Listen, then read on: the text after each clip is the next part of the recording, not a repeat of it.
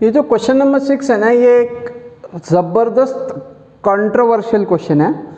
तो पहले ध्यान दे दो क्वेश्चन में क्या कंट्रोवर्सी है ना, वो समझ लो, क्योंकि कंट्रोवर्सीज में अपना इंटरेस्ट वैसे भी ज़्यादा रहता है। तो ध्यान दो क्या कंट्रोवर्सी है।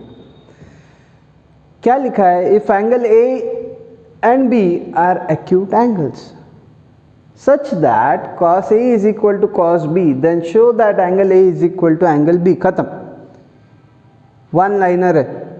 बट कंट्रोवर्सी लाइज, अब पहली बात इसने क्या वर्ड यूज किया, एक्यूट एंगल है। अब एक्यूट एंगल है तो एक बात समझ के लो, कोई भी राइट एंगल ट्रायंगल में if these are two angles A and B, इसको राइट मान लो C को, तो ये दोनों एक्यूट है, कोई भी हालत में एक्यूट है। तो ऐसा फिगर हो सकता, this is one way to think. अब दो चार लोग चिल्लाते आएंगे, सर ऐसा नहीं, ऐसा भी हो सकता फिगर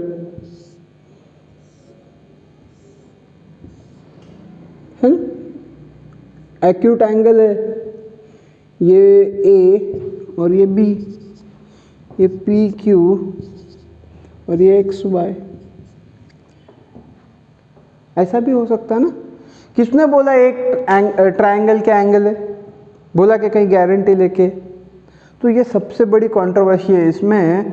ये सबसे बड़ा प्रॉब्लम है कि we are unable to have a clarity about whether they are part of same triangle or whether they are part of two different triangles। और अगर ये प्रॉब्लम है तो इसका एक सबसे सिंपल इलाज है, क्या करो, औकात देखो, डिसीजन लो। See if it is the part of 1 mark category question और 2 mark category question at the most, go by this, but when it switches to 3 mark category question, go by this. ये वाली method कर दो, एक काफ़ी है, ठीक है। या 4 मार्क में चल जाए तो दोनों कर दो, केस 1 केस 2 बोल के, ठीक है। तो ये अपनी चॉइस है ना, अपनी स्मार्टनेस पे डिपेंड करेगा। नहीं तो लोग हर चीज़ को देखो, अब अगर ये 1 मार्क कैटेगरी या 2 मार्क कैटेगरी में आ गया और दोनों प्रूफ लिखे तो तुम एड़े में निकलेंगे। तो थोड़ा सोच समझ के दिमाग ठिकाने रख के डिसीजन लेने का। Getting it clear. तो पहले केस 1 देखेंगे, फिर केस 2 डिस्कस करेंगे।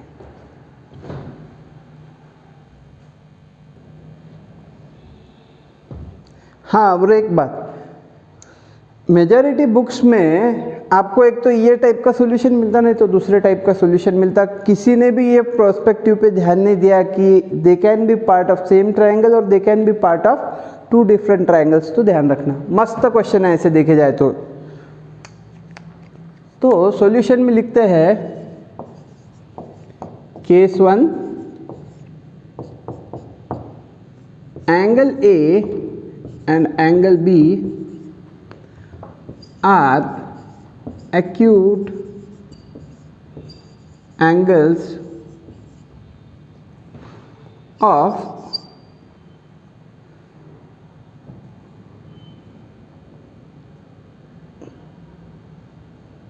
a same right angled triangle. ऐसा क्यों लिख रहा समझ के लो, राइट एंगल ट्रायंगल क्यों लिख रहा, क्योंकि देखो जनरली ऐसा भी एक एक्यूट एंगल ट्रायंगल बन सकता।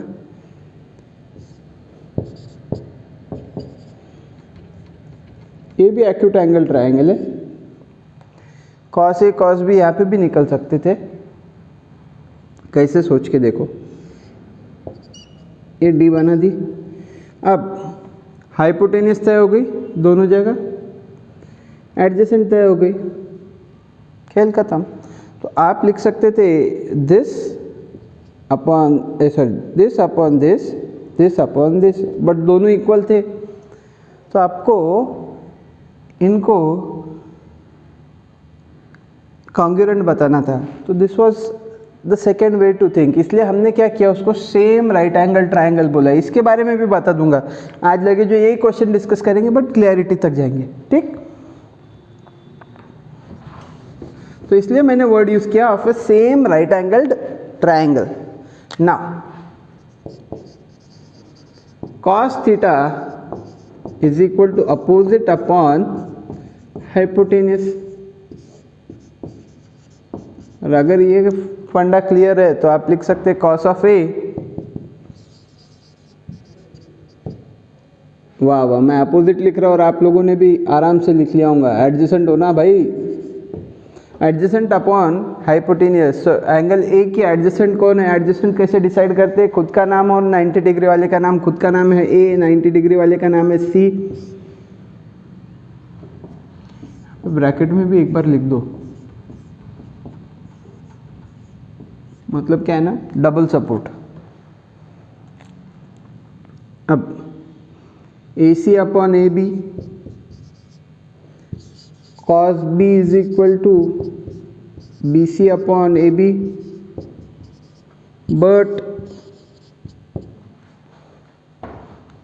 cos a is equal to cos b. और अगर ये बात तय है आपकी तो you can say ac upon ab, ac upon ab is equal to bc upon ab. और ये सब क्लियर हो जाने के बाद next step, therefore AC is equal to BC, therefore angle A is equal to angle C, since angles opposite to equal sides are equal. ठीक है, ऐसा बोल दिए कि काम खत्म हो गया. ये हो गया आपका केस 1 बेसिक लेवल का, कि they are part of a same right angled triangle. क्योंकि एक्यूट एंगल राइट एंगल में भी आते दो और एक सादा एक्यूट एंगल ट्राइंगल में भी आते, तो हमने कंडीशनल डाला है उसको acute angle right angled triangle. Are acute angles of same right angle triangle, that is angle C is equal to 90 degree बोला है. अब केस 2 समझेंगे.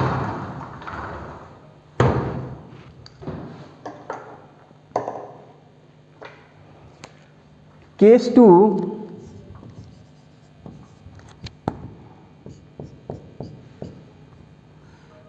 angle A and angle B are acute angles of two different right angled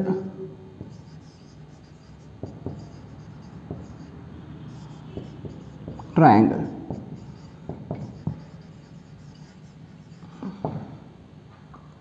ठीक है, अब figure बना देंगे.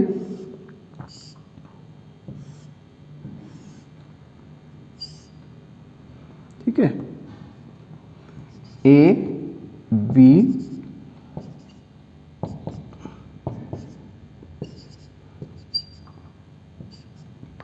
तो अब ये सब बताना पड़ेगा कि कौन क्या है कैसा है.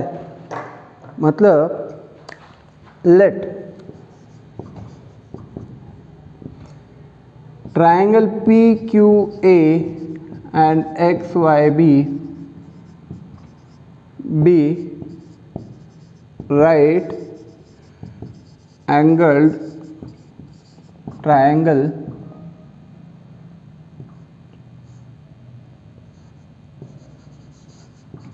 Angle Q is equal to angle Y is equal to 90 degree. ये क्लियर स्पेसिफाई कर देना.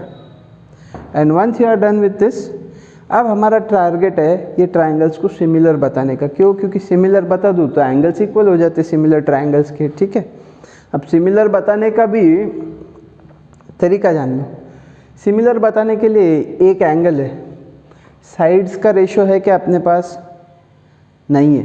तो अब शुरुआत करते हैं पहले cos A से निकालने की और cos B. तो नाव डाल के सेपरेट कर दिए.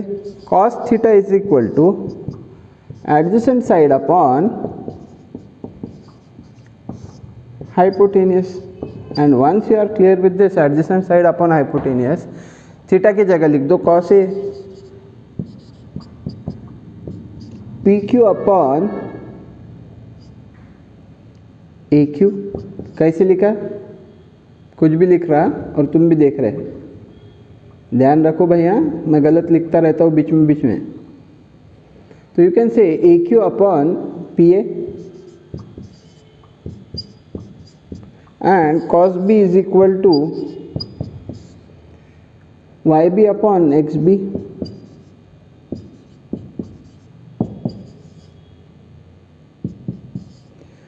बट कॉस ए कहाँ से समझ रहा? गिवन है बोलना ये। और अगर ये सब गिवन है तो देयरफॉर फ्रॉम 1 and 2 हम लिख सकेंगे ए क्यू अपॉन पी ए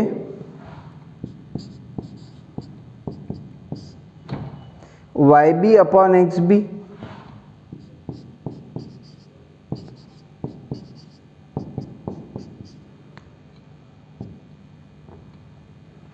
अभी ये के क्यू लेके आया समझ के लो। देखो Q A P A Y B X B, ये प्रोपोर्शन में समझ में आ रहा, ये दोनों का रेशियो इक्वल है। देखो ट्रायंगल्स कॉन्ग्रुएंट प्रूव करना है, सिमिलर प्रूव करना है। सिमिलर प्रूव करने के लिए कंपलसरी क्या है? एक तो तीनों साइड्स का रेशियो, नहीं तो दो एंगल्स, एक 90 है 90 बट दूसरा एंगल्स का तालमेल नहीं, ये दोनों का नहीं है तालमेल, तो ए टेस्ट चली गई। अब ए टेस्ट जाने के बाद अपने पास ऑप्शन है एस, दो साइड्स और उनके बीच में का एंगल है, ये साइड है बट ये साइड का कुछ तालमेल नहीं लग रहा, तो एस के लिए भी आपको पी क्यू और एक्स वाई का तालमेल बिठाना पड़ेगा, कोई रिलेशन बनाना पड़ेगा। या तो फिर सबसे अच्छा ये दोनों साइड्स तो प्रोपोर्शन में आ गए, ये दो के बची हुई तीसरी को लगा दो, ठीक है। अब ये जो तीसरी साइड है, get it clear, this is a part of right angle triangle, है ना। और राइट एंगल ट्रायंगल का हिस्सा होने की वजह से आपके लिए कंपलसरी हो गया, क्या कंपलसरी हो गया? We are suppose to find out P Q and X Y का रेशियो, ठीक है। तो पहले पी क्यू फाइंड करना पड़ेगा, फिर एक्स वाई फाइंड करना पड़ेगा और फिर रेशियो निकालना पड़ेगा। तो अब इसके बाद what I will try to do is I will try to find PQ और XY का ratio in terms of K। तो समझ के लो क्या करना है। Now AQ upon PA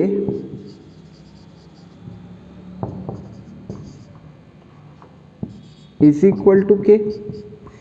AQ is equal to KPA number 4। और ये कहाँ से लाए थे बोलना? फ्रॉम 3। सेम ग्राउंड्स पे Y B upon X B, Y B is equal to K X B number 5। ये कहाँ से लाए? From 3। Once you are clear with this, अब इसको आगे बढ़ाएंगे। कैसे आगे बढ़ाना है? पाइथागोरस थ्योरम लगाएंगे दोनों ट्रायंगल में डिटेल में और फिर रेशियो फाइंड करेंगे।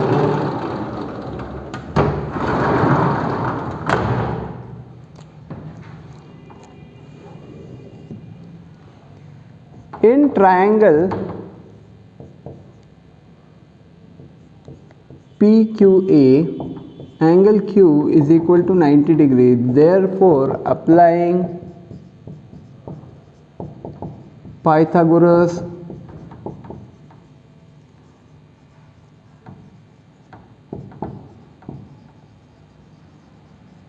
what can be said?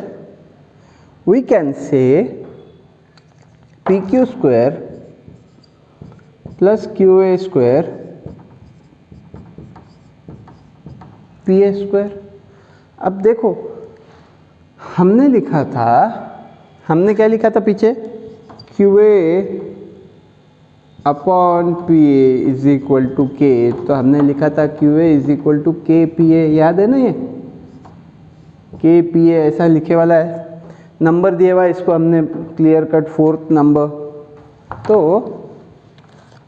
हम क्या करेंगे, अब क्यू ए की जगह लिखेंगे के पी ए ब्रैकेट स्क्वायर, कहाँ से लाए, from 4, therefore P Q square plus K square P A square. अब इसमें से पी क्यू स्क्वायर की वैल्यू निकालना है, P Q square is equal to P A square, ठीक है। What can be done, P A square common, bracket में हम लिख सकेंगे 1 माइनस के स्क्वायर। अब कुछ लोगों का दिमाग चलेगा 1 square minus K square can be written as 1 plus K and 1 minus K, रहने दो, बस हो गया। Number 6, similarly in triangle XYB, angle Y is equal to 90 degree. Therefore, applying Pythagoras theorem,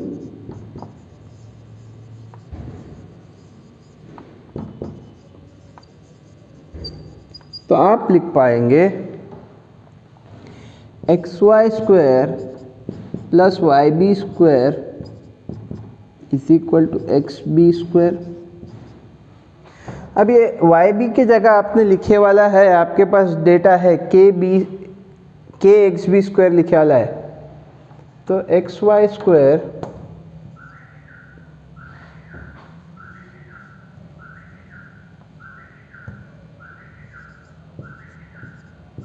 plus KXB,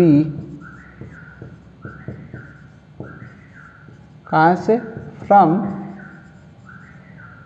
5 number में आपने store किए वाला ये data. And once you get this you can say XY square is equal to K square और XB का square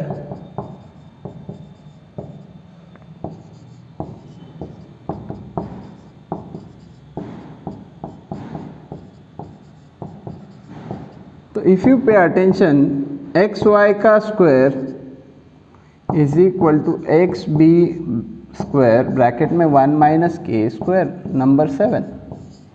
therefore divide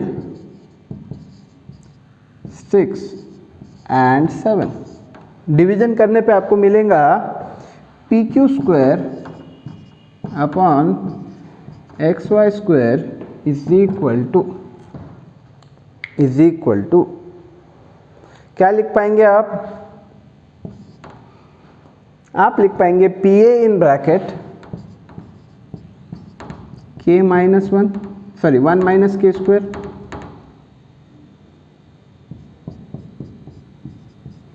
और XB square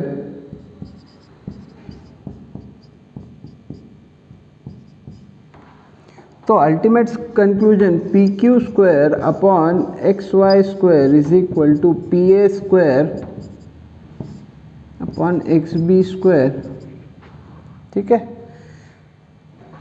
taking square root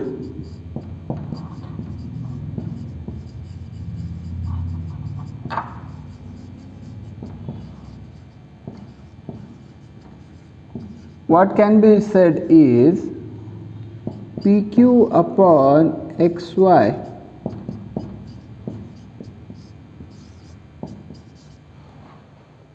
इसको number दे देंगे 8 और यहाँ पे लिख देने का निग्लेक्टिंग नेगेटिव, ठीक है। क्यों नेगेटिव निगलेक्ट किया? क्योंकि ये एक तरफ से स्क्वायर रूट लेंगे तो ये इसको कुछ मत करो, बट एक साइड में तो आपको पॉजिटिव निगेटिव लिखना ही पड़ता है। For that reason it is compulsory कि यहाँ पे प्लस और माइनस लिखना चाहिए था आपने। ये साइड का कुछ नहीं करे तो इधर प्लस माइनस लिखना पड़ेगा, इधर कुछ नहीं करे तो इधर लिखना पड़ेगा। कोई एक जगह तो दो ऑप्शन देने ही देने हैं। तो हमने पहली साइड को बचा लिया, दूसरी साइड में दो ऑप्शन डालने थे, तो उसमें हमने क्या किया, नेग्लेक्टिंग नेगेटिव लिख दिया। अब पॉइंट नंबर 3 और पॉइंट नंबर 8 पे फोकस करो। पॉइंट नंबर 3 आपके लिए लेके आ रहा हूँ मैं। देखो आपके पास पॉइंट नंबर 3 में क्या था, PA और XB एक लेवल पे थे। आप चाहे तो इसको ऐसा भी लिख सकते थे, PA अपॉन XB का रेशो AQ अपॉन YB से इक्वल था, AQ और YB से इक्वल था, ठीक है। तो फ्रॉम 3 and 8 अब आपको कंक्लूजन निकालना है।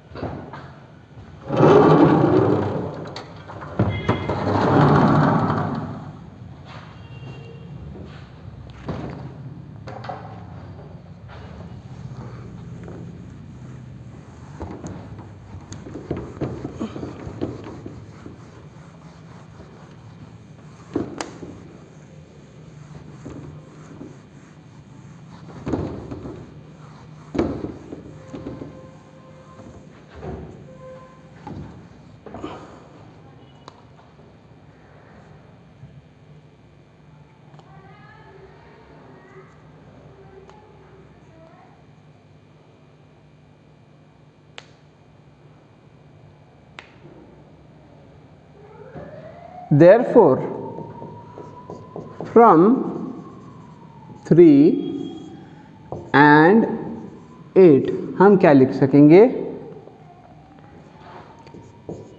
PQ अपॉन XY, ये क्या हो रहा, पहली साइड अपॉन पहली साइड, फिर दूसरी साइड अपॉन दूसरी साइड लिख सकते। PQ के बाद उधर थी QA, इधर थी YB, और तीसरी है हाइपोटेनियस PA और इसके हाइपोटेनियस है XB। आप ऐसा लिख सकते हैं। क्वेश्चन आप बोलेंगे सर थर्ड में हमने कुछ और कंक्लूजन लिया वाला है। थर्ड में आपके पास कंक्लूजन क्या है, QA upon PA is equal to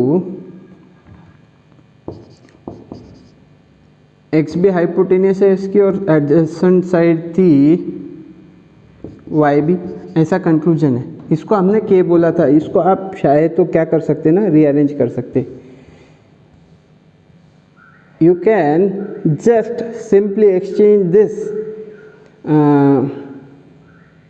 ये गलत लिखे गया है, एडजेसेंट थी इसकी QA बराबर है और हाइपोटेनियस थी PA बराबर, sorry.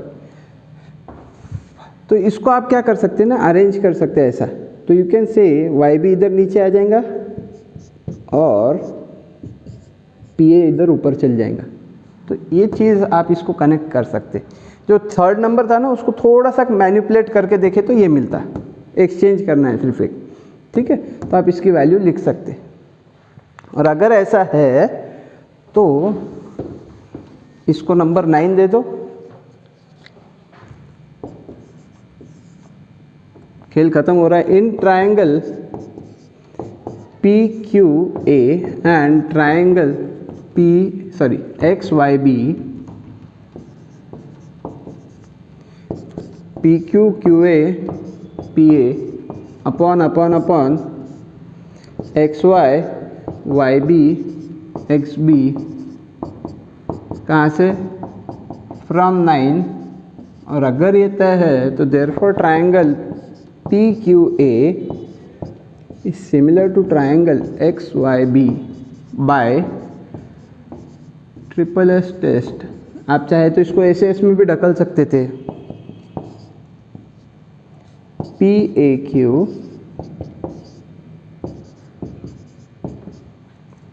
Bye CPCT, that's it, sorry ST। तो ये दूसरी वे हुई। अब तीसरी वे के बारे में बात करेंगे।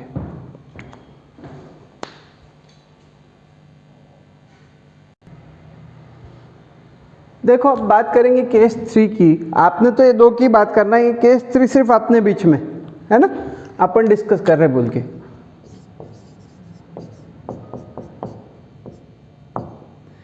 Angle A and B are part of a same acute angled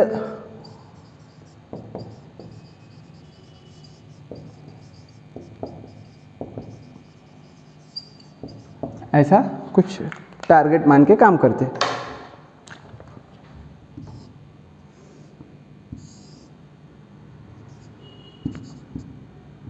ये ए और बी, ठीक है।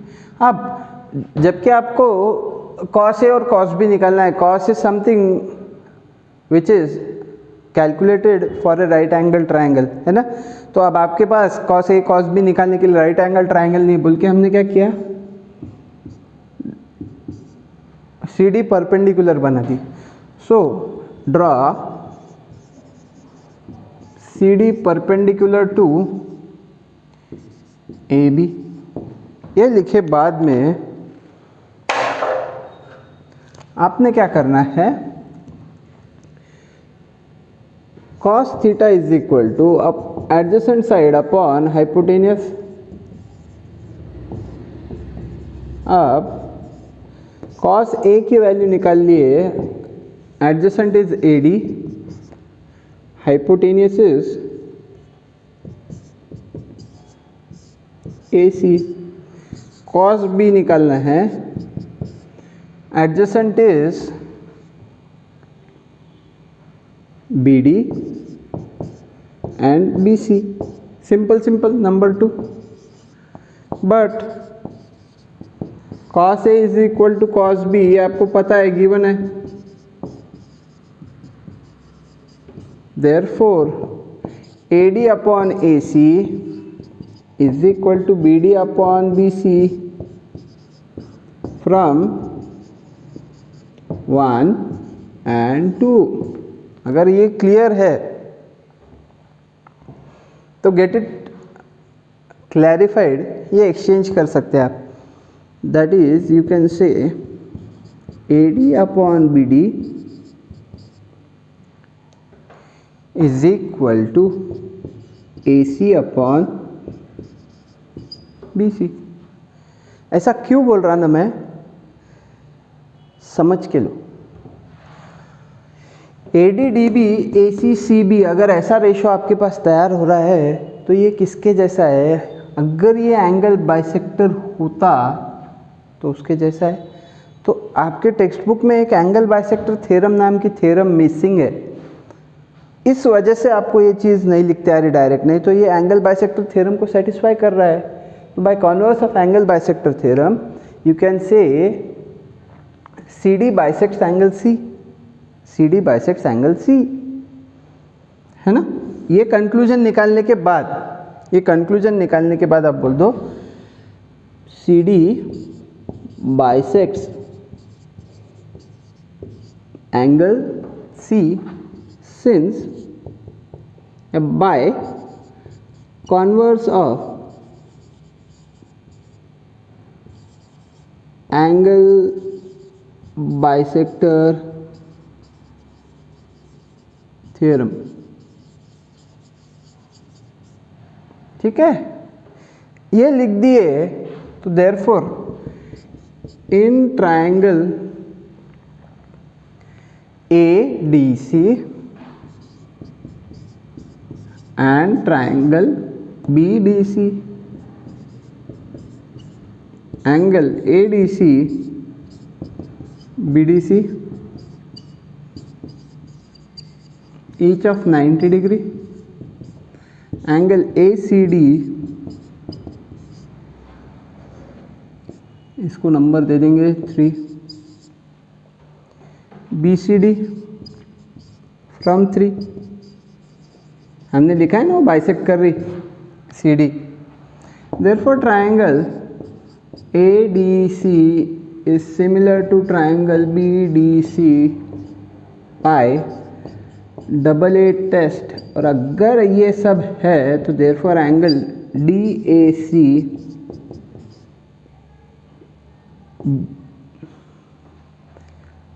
DBC को इक्वल है बाय CPST। ये एक और तरीका है सोचने का, मतलब you can take this third way, but इसके बारे में कहीं बोलो मत। केस 1 केस 2 के बारे में बात करो, that's it, more than enough. तो आज के लिए इतना ही, कल मिलते हैं नेक्स्ट क्वेश्चन के साथ। थैंक यू वेरी मच, जय हिंद।